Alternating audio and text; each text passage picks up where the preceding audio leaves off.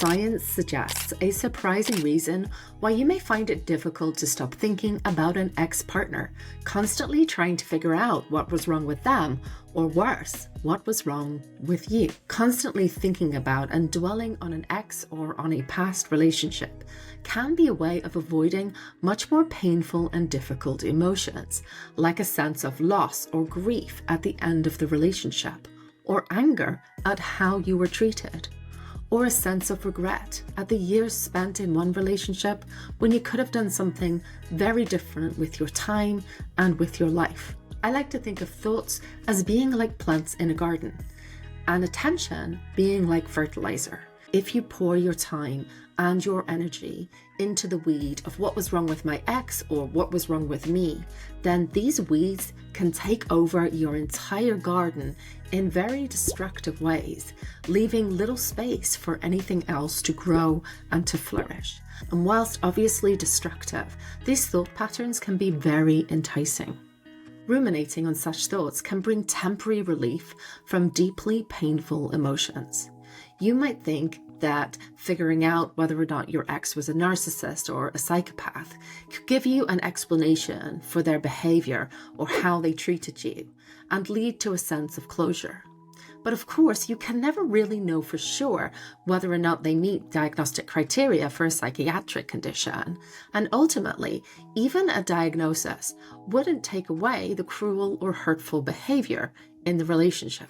If you feel anger and rage at ways that you were treated with cruelty or abused in a relationship, you might have fantasies about taking revenge, punishing the other person, giving them a piece of your mind and telling them exactly who they were and what they've done.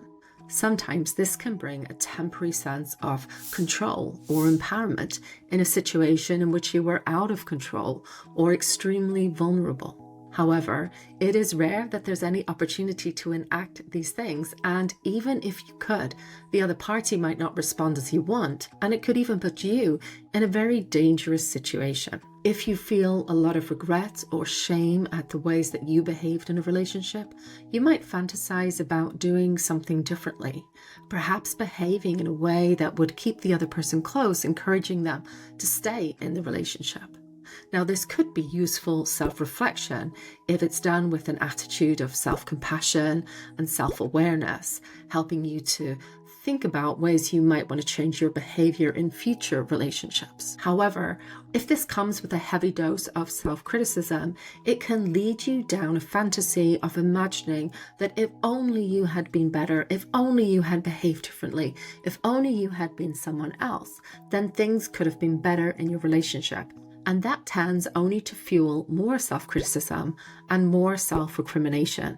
In reality, the other party may not have been able or willing to do things differently or to relate to you in a different way.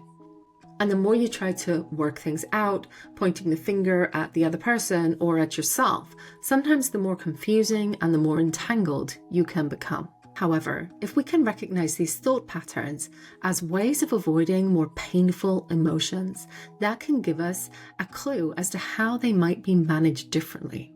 Something I have personally found very helpful at times of emotional overwhelm is just to softly and gently label the emotions that I'm feeling.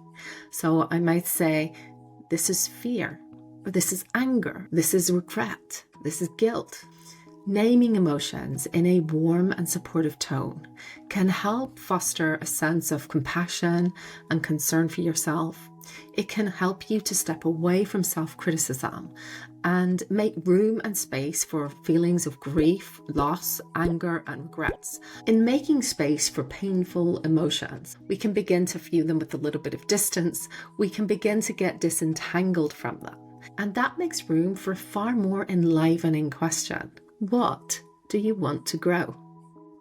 Now, this can be difficult, especially after a very long or intense relationship. Your hopes and your dreams and the way you see yourself in the future may be very caught up in this relationship. You may even feel like you don't know who you are outside of the relationship that you've lost.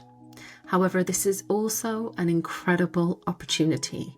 If your garden is looking a little bare right now, then this is your chance to really get to know yourself again, to slowly, gradually explore and decide what you want to cultivate. Cultivate concern, love, kindness, and compassion for yourself. Nurture relationships with friends and family. Pursue career aspirations or life goals. What is important to you? And it is okay to start very small. Taking small baby steps can be like planting seeds. It can be the start of growing new things in your life. It may be that relationships in your life that you've neglected can begin to blossom. It may also be that you can start new relationships and have new experiences in your life. One of the most important steps in learning how to do this is to turn the fertilizer of your attention onto the things that are important to you. Now, that sounds easy in principle, but in reality, thoughts about your ex, your relationships, your regrets, your anger, your rage, your hurt are likely to come bubbling to the surface and be very, very enticing.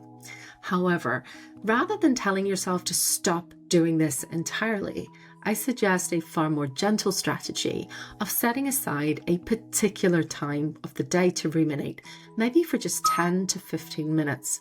And when those thoughts about your ex or the regrets that you have, the thought patterns that you get stuck in come up, you can tell yourself that you're going to delay thinking about those things until the time that you've set aside to ruminate. That can allow you to build a far greater sense of control and ability to direct your attention in the direction that you want to go. Now, of course, nobody does this perfectly. You will still find yourself getting entangled in those weeds and in those old thought patterns. Every time you find this happening is just another chance to practice turning your attention away from that and towards the things that you really want to focus on.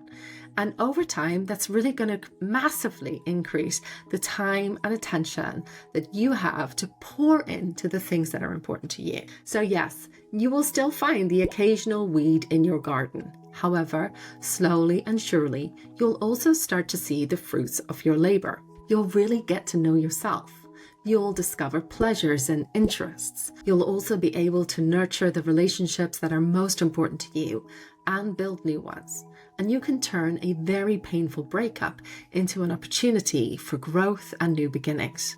You'll also have a whole new vantage point from which to understand yourself, your ex, and your old relationship in a new way. This might show up relationship patterns that you want to change in future relationships. In committing to caring deeply for yourself and nurturing yourself, you can create a foundation from which your future relationships can flourish. And if you want to know more about how your past relationship can influence your current and future relationships, and how this really is not set in stone, check out this video right here.